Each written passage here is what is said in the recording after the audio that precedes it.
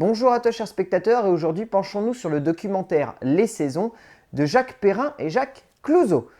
L'histoire c'est... Alors vu que c'est un documentaire c'est un peu compliqué, c'est la naissance des saisons au cours des 20 000 dernières années. Et on va la suivre dans une forêt, dans des plaines, enfin voilà, sur Terre. C'est assez compliqué mais en gros c'est ça. Alors, Jacques Perrin et Jacques Clouzot, vous connaissez forcément leurs deux derniers longs métrages, qui sont très réputés et qui sont reconnus pour être des films qui sont très réussis, qui sont Le Peuple Migrateur et Océan. Peuple Migrateur qui a remporté très justement pas mal de prix à travers le monde et qui est devenu presque un film culte pour une génération.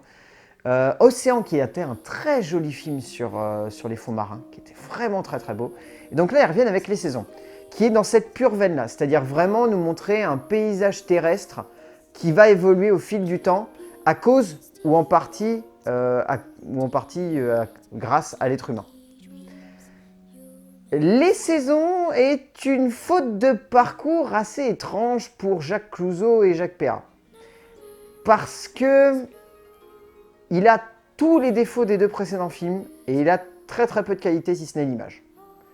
Dans le sens où là, on est sur un film qui est très lourd. Très lourd dans le sens où il fait 1h40, il est un petit peu plus long que les deux précédents. Mais sur cette 1h40, il y a facilement une bonne demi-heure à retirer. Parce que le film prend beaucoup trop de temps pour construire beaucoup trop de choses qui ne sont pas forcément nécessaires. Donc déjà, au niveau de l'écriture, donc c'est Jacques Clouzot, Jacques Perrin et Stéphane Durand qui se sont collés. L'écriture du film est assez bancale dans le sens où pendant 1 heure quasiment de film, on n'arrive pas à saisir le propos et le message qu'il doit se dégager de cette œuvre. Et c'est assez problématique quand un film se construit sur un fil narratif comme celui-ci, surtout dans un documentaire. C'est assez compliqué si pendant 1 heure on ne sait pas vraiment où on doit être amené et que le spectateur se pose plus de questions qu'il n'a de réponses. C'est assez dommage parce qu'on sent qu'il y a un vrai message qui veut être passé à la fin du film, on sent qu'il y a un poids historique et presque tragique que les deux metteurs en scène et les 3 scénaristes cherchent à nous transmettre.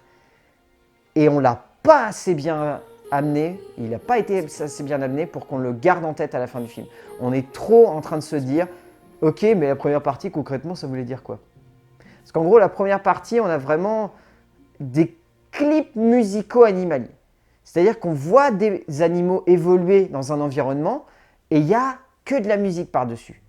Et c'est juste des petits fragments, des petits bouts d'histoire, des petits trucs pris par-ci par-là qui montrent simplement des personnages voilà, qui grandissent, qui naissent. Enfin, c'est vraiment tout un cycle de vie, c'est-à-dire on voit les personnages naître, on les voit grandir, on les voit évoluer, on les voit se faire chasser, on les voit chasser, on les voit faire face au développement de l'être humain. Enfin voilà, et c'est trop musical et c'est trop bancal et c'est limite somnolent même par instant, tellement c'est assez long, c'est un petit peu dommage.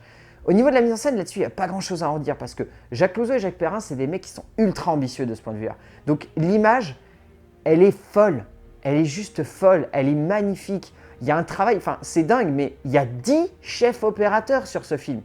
Il y a 10 directeurs de la photographie qui se sont succédés et qui permettent à ce film d'avoir cette gueule-là. Enfin, il y a des séquences qui sont juste dingues. Il y a une séquence de course-poursuite entre un sanglier qui est poursuivi par une meute de loups. Elle est hallucinante, quoi. Quand on est sorti de la salle, on se disait « Waouh, cette séquence-là, c'est dingue, comment ils ont fait ?»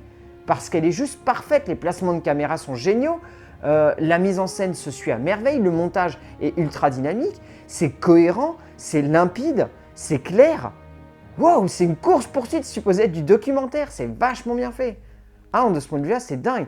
Et ce qui est impressionnant, c'est que visiblement, ils ont utilisé un nouveau type d'objectif qui s'appelle l'angélieux, qui permet de filmer vraiment très loin et d'avoir pourtant une proximité avec les personnages qui sont hallucinantes.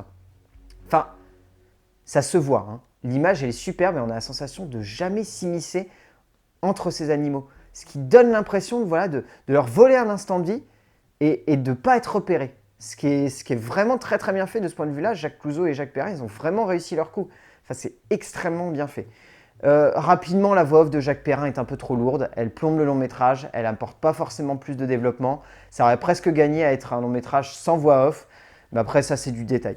Mais voilà, il n'y a pas grand-chose à en dire, mais pour faire simple, Les Saisons, c'est un film qui est moyen. C'est un film qui est très beau visuellement, il y a dessus rien à en redire, mais qui a un scénario un peu trop bancal, qui nous laisse planer pendant une bonne heure, qui ne sait pas trop où il veut nous emmener. Donc, oui, vous pouvez aller le voir, vous pouvez aller voir Les Saisons de Jacques Perrin et Jacques Clouzot, mais vous risquez d'être déçu en sortant. Donc méfiez-vous, mais essayez, vous verrez bien, faites-vous votre propre avis, comme d'habitude. A plus!